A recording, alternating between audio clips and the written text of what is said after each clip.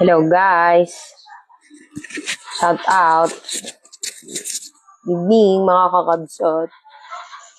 Ito po, gamit ko na ngayon ang aking vlog mic.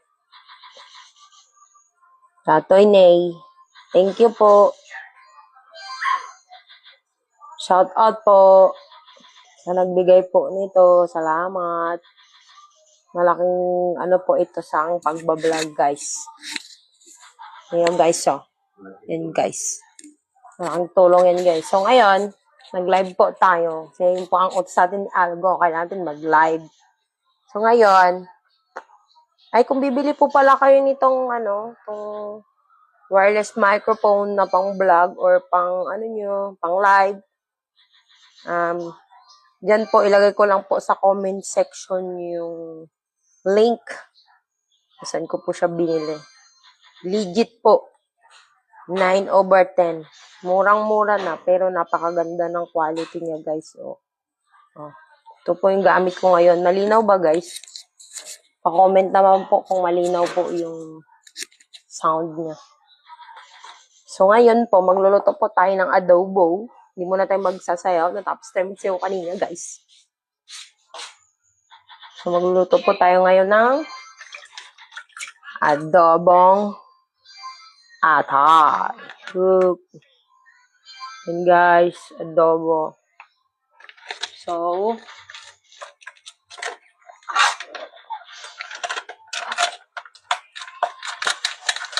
sabi ni Algo, kailangan daw din, paminsan-minsan, kailangan daw natin din mag-live.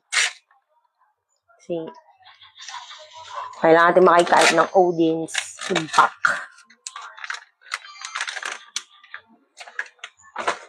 Diba masarap yung adobo lang, guys? Sa atay.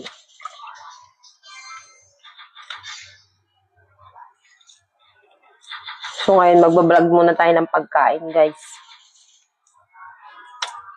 Hindi muna tayo magsasayaw. Hello po sa viewer ko.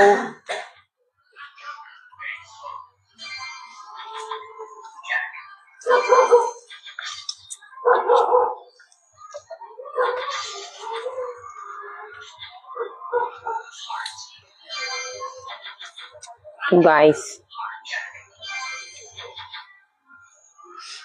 Malinaw po ba ang aking mic? Yan pa pang vlog na mic. Kinakarir na natin ang pagbablog guys.